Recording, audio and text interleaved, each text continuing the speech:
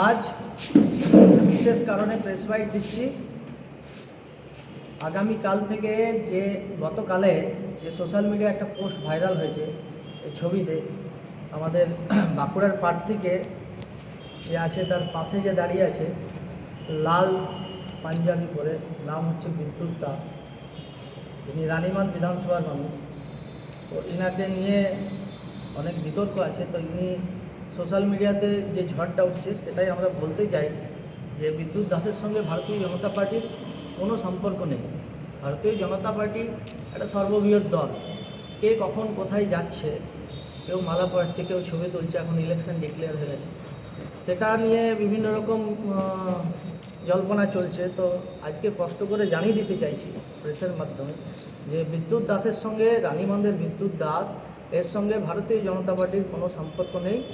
আর এর মাধ্যমে সমগ্র জঙ্গলমহলেবাসীকে বলতে চাই যে যে নির্বাচন আসছে, আমাদের যে ক্ষুদিরাম টুডু প্রার্থী হয়েছে রানীগঞ্জে, আপনারা সবাই ক্ষুদিরাম টুডুকে পদ্মফুল চিহ্নে ভোট দিয়ে জয়যুক্ত করুন এবং জঙ্গলমহল তথা রানীগঞ্জের উন্নয়ন তারপরেই আপনারা বুঝতে পারবেন এতদিন তৃণমূল সরকার যেটা করেছে তার হাজার গুণ উন্নয়ন আমরা করব। ওরা তো শুধু কাটমানি চুরিতে ব্যস্ত ছিল। তো ওরা বিভিন্নভাবে পরিকল্পনা করে সিট হারানোর জন্য আইপ্যাকের মাধ্যমে বিভিন্ন চক্রান্ত করছে। সেই চক্রান্তে আপনারা পা দেবেন না। আগামী যে 23 তারিখ ভোট হবে, আপনাদের আহ্বান করছি সমগ্র জঙ্গলমহলবাসী এবং রানীগঞ্জের সমগ্র শিক্ষিত সমাজ থেকে শুরু করে সমস্ত মানুষ আপনারা পদ্মফুল চিহ্নে ভোট দিয়ে আমাদের প্রার্থী ক্ষুদিরাম টুডুকে জয়যুক্ত করুন। ইতিমধ্যে আমরা দেখছি ক্ষুদিরাম টুডুর বেশ কিছু প্রচারেও দেখা গেছে বিদ্যুৎ দাসকে। বিদ্যুৎ দাস নিজের এটা আমার যত ধারণা, তৃণমূল তো বিভিন্ন রকম অপপ্রচার করার চেষ্টা করছে আইপিএর মাধ্যমে, মাধ্যমে, যাতে করে আমাদের সিটটা ডিস্টার্ব হয়। তো আমি ওই জন্যই প্রেস করছি যে বিদ্যুৎ দাসের সঙ্গে ভারতীয় জনতা পার্টির কোনো সম্পর্ক নেই। এই বিদ্যুৎ দাসই তো বারবার দাবি করছেন যে তিনি বিজেপির কর্মী। তো উনি দাবি করতে পারেন যে আমি বিজেপির কর্মী, আমি কেউ মিস কল দিয়ে বিজেপির মেম্বার হতে পারে, যে কেউ হতে পারে।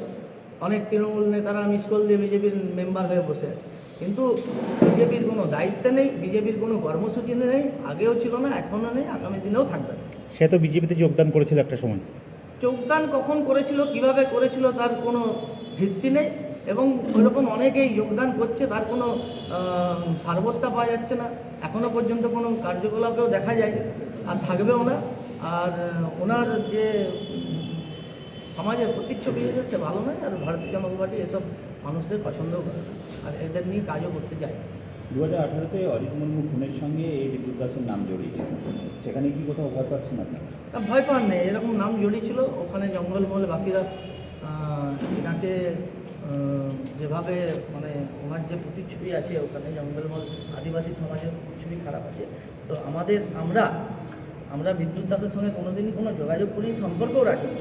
তো এখন ওনারা ভোটের সময়, প্রত্যেকবার দেখবেন ভোটের সময় ওনাদের আবির্ভাব হয়। এরকম বিদ্যুৎ দাস কেন, সারা জেলা জুড়ে কিছু মানুষের আবির্ভাব হয় যে তৃণমূলের কিছু আইপ্যাক থেকে পাঠানো মানুষদের সঙ্গে তারা বিভিন্নভাবে ডিস্টার্ব করার চেষ্টা করে।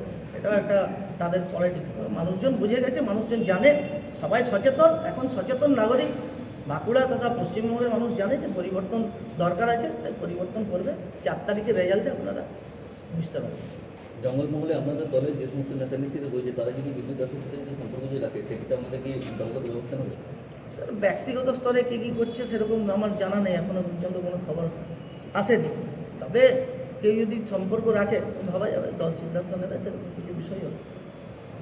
পুনরায় যদি আবার দলে আসা যাওয়া করেন, সেক্ষেত্রে কি স্টেপ? এবং দলের আসা যাওয়া, দেখুন এত বড় দল কোথায় গিয়ে প্রচার করছে, কি হচ্ছে, কেউ যদি গিয়ে ছবি তোলে, তার দায়টা তো দল নেবে না। দলের কোনো কার্যকর্তা থাকলে, দলের কোনো পদাধিকারী থাকলে, তার যদি কোনো বাজে রেকর্ড বা কিছু থাকে, তখন দল তার ব্যবস্থা নেবে। কেউ কোথাও গিয়ে কোনো ক্রিমিনাল যদি যায়, কোনো আমাদের প্রচার হচ্ছে রাস্তায় পাশে দাঁড়িয়ে গেল, বা কোনো অসাধু ব্যক্তি যদি যায় গিয়ে দাঁড়িয়ে ছবি তুলে, তার দায়টা তো দল নেবে না।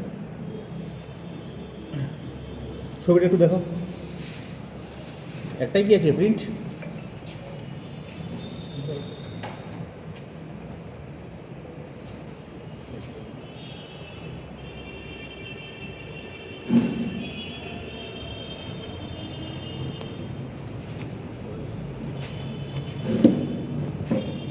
আমি